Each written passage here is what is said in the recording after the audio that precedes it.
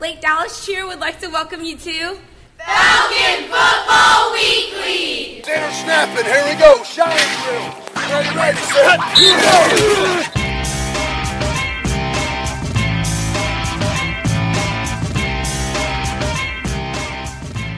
go! Welcome to episode 8 of Falcon Football Weekly. I'm John Piper, and this is brought to us by the Lake Dallas Quarterback Club. As always, joined by head coach Michael Young. Good morning, Coach. Good morning. Well, the Falcons were on the road at Frisco High last week facing a much-improved Frisco team. You knew going into the game they were much different than their 0-10 record from a year before. What was your preparation like going into that game last Thursday night? Well, part of we had a short week with Thursday. We had really bad weather all week, so it was really difficult practice-wise. But, we were prepared. We talked all week about how this was going to be a tough game to be ready mentally for after the big game against Denison to come back on a Thursday night. That stadium is a little bit of a quiet place. It's hard to it's not the regular Friday night vibe you get. And we talked about it several times with captains, with seniors, and we thought we were ready. And I think, that we played hard. Our defense played really well, held them to one of their lowest outputs of the season offensively. We just didn't get it done. Really, the whole thing was red zone offense was our Achilles heel the whole time. Even the first drive, we marched right down the field, got first and goal from the 10, and we come away with 3 points. And that happened a couple times. Another time we went forward on a 4th and 1 from the 6 and didn't make it. We like I said, we got a rebound from it. It was very disappointing, and it's a hard pill to swallow. But that's one thing about football. It kind of when you think things are easy and things come to you easy, you get slapped in the mouth and get a little bit of reality, and we got some last week. So we've had a good week of practice, and I expect us to come back and play good this week. Yeah, Coach, as we've talked before, there's always adversity and life lessons that are learned on and off the football field. Frisco had a different game plan defensively than most teams the Falcons have faced. They did not blitz as often, stay back on defense, making it tougher for Depperschmidt to find some of his go-to receivers. Depp ended the game, just threw the ball 22 times, 50% completion rate, but one of the lower outputs, averaging just about 6 yards a pass when he'd been averaging more in the double digits. What can you talk about the offense moving forward this week? Well, one thing about it, I thought we ran the ball fairly well, and that's what they were going to make us do. And we just have to go back to the basic part of our offense. And we did some decent things throwing the ball the second half. It was really, what they do offensively is just slow the game down so much, and it just every possession becomes so important. And a bad snap here, or taking a bad snap there, or not completing a ball that's open, or dropping a pass, they become magnified 10 times when you play somebody that slows the game down, where possessions are, 4 possessions or so a half. So, we'll get better from it. We'll this is kind of different than anybody's played us this year. We know now that this is probably going to be something that people try, so we spent a lot of time on it. So we'll get better from it. We'll learn from it, and we'll go on. And you mentioned defensively, you held your opponent to only 20 points. Coach Young, each week going into game planning and meetings with your coaches and your players, you'd probably take that performance each and every week, just holding your opponent to less than 3 touchdowns. Oh yeah, and they have we have some stuff that we was really discouraging. The touchdown they scored right before half was kind of a busted play. We didn't tackle very well. They get a 50-yard gain and get down there and score on a 4th down. Their second touchdown right after half, they throw a ball right to us on the 10-yard line, and we drop it for an interception, and they score 2 plays later. So there's some things that we could have done better defensively too that could have helped us and made a difference as well. But we played good defensively against them, good enough to win the game. We just didn't play good enough red zone offense to win it. And Coach, just talk about Falcon Players of the Week. Let's start with sub-varsity. One of your freshmen, Godwin. What can you say about his performance in the freshman game? Well, he's a phenomenal player. He moved here from Grapevine last spring as an 8th grader. A big, strong, physical kid. He's still learning the game of football, but we have high hopes for him. He's going to be a superstar here in the next few years, and everybody's going to get to know him. He's a good athlete, good kid, good student. So he's going to be a good one. And another sub-varsity player on the JV team, Trevor Moon. Quarterback, he played really well last week, did a good job of reading the offense and the run game, did a good job throwing the ball, led us to a late touchdown for a win. He's gotten better every week, and we expect high hopes from him too as a quarterback that will compete for a job here in the next year or two. Coach, a name that seems to be we talk about each and every week here on Falcon Football Weekly, your Falcon Player of the Week, Daryl Miner. Yeah, Daryl had a really probably one of the best games he's had, made a lot of tackles at the line of scrimmage, and was a big factor. And, us playing pretty good defense last week against Frisco High. He's a great player, and he's going to continue to have good games. He's one of our best athletes, and we're going to get him involved as much as we can, even offensively too.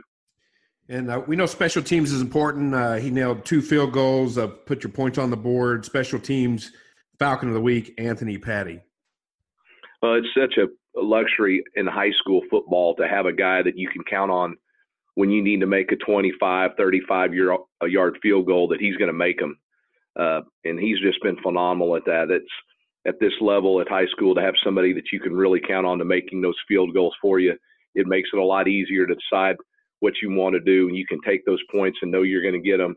So he's been a really good kicker all year long and steady with the field goals. And offensively, the Player of the Week, IK. Yeah, he had a great game running the ball, blocking again, and he's kind of what makes it go. Even in the passing game, he's a big part of our protection and what we do. So he had another solid game, and he continued to, like I said, he's kind of still new to football as well. He's just going to keep getting better and better as the year goes on and next year. Yeah, one thing we talk about every week is Depperschmidt not only gets the job done through the air, but had almost 100 yards again running the ball. And a lot of that's due to IK's blocking, creating some separation for Depperschmidt to get those yards on the ground. Yeah, that's a big part of our running game was IK and Ryan both comboed and didn't do a good job of running the ball. Like I said, if you'd have told me that we were going to run for about as many yards as them and have the same amount of yards per rush, I would have told you that we're probably going to win the game by 3 touchdowns, but we just had some problems in other parts of our offense. But they did a good job with that part of it. And defensively, Falcon Player of the Week, David Blair. Yeah, he had a fantastic game at nose, and that's really, a lot of their game is off tackle and wide stuff, but he made a lot of plays from the nose position, and I thought played a fantastic game and has really worked, probably one of our hardest workers day in and day out at practice, and he just gets better, and he's one of our solid guys that we can always count on to have a good game.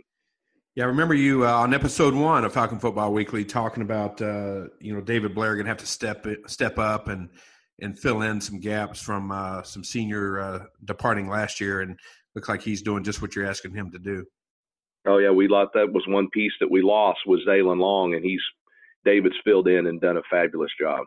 Coach, this is homecoming week. You're back home, always a good week in the Lake Dallas community.